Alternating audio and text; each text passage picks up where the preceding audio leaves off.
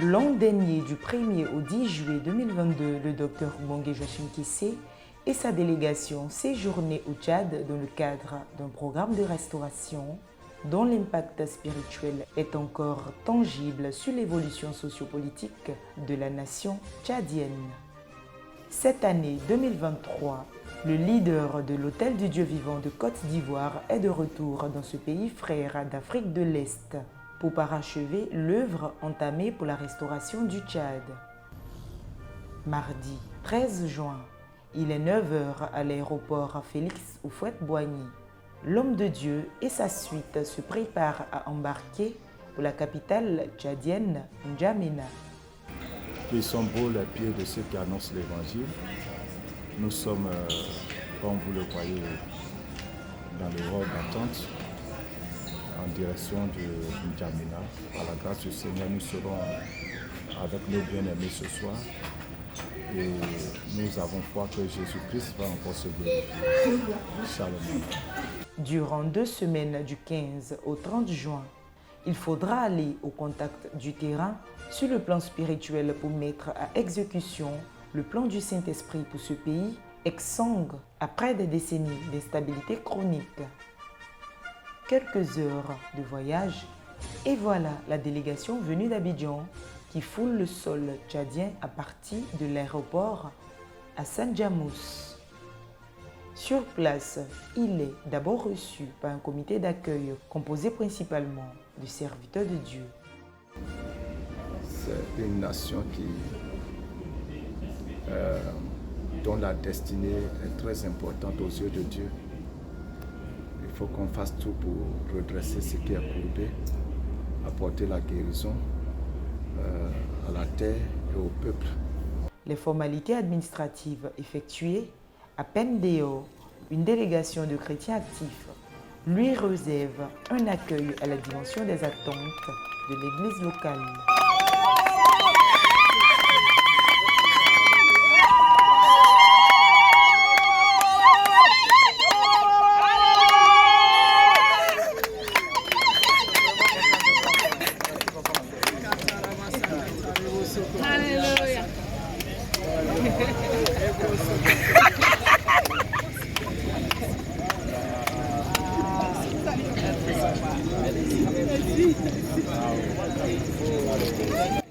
Le passage de 2022 est encore frais dans les esprits et la réputation qui le précède est grande.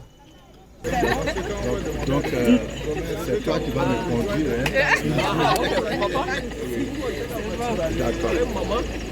À présent, les acteurs du 4e pouvoir réclament leurs droits.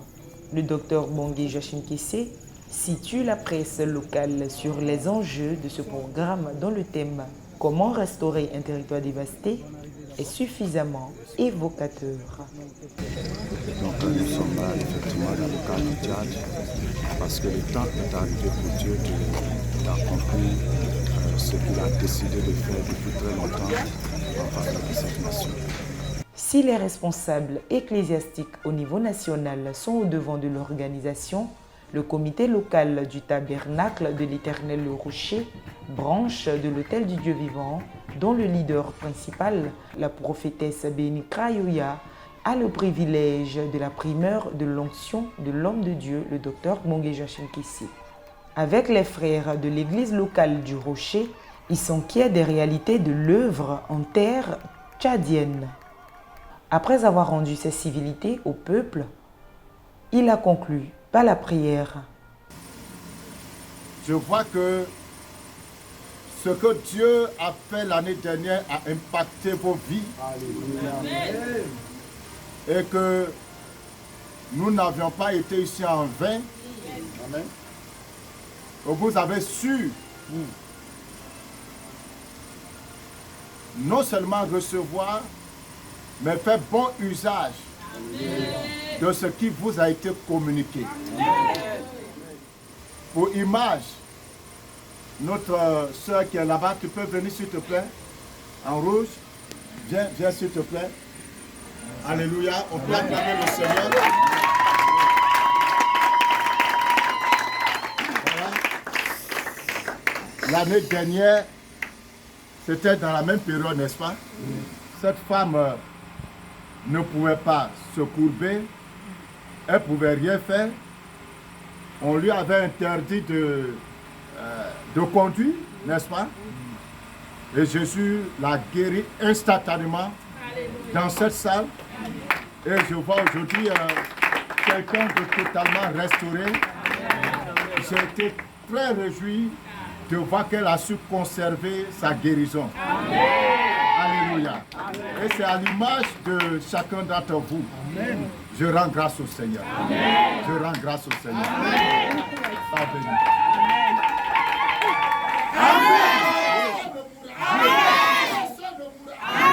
Que cette nation soit restaurée. Amen. Cette nation soit relevée. Amen. Cette nation vaillante puisse voir son étendard debout. Amen.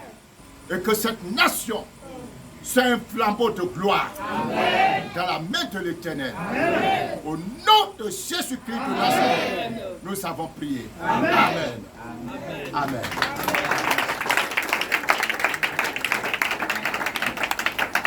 Et c'est sur ces images de gaieté que nous achevons cette première journée.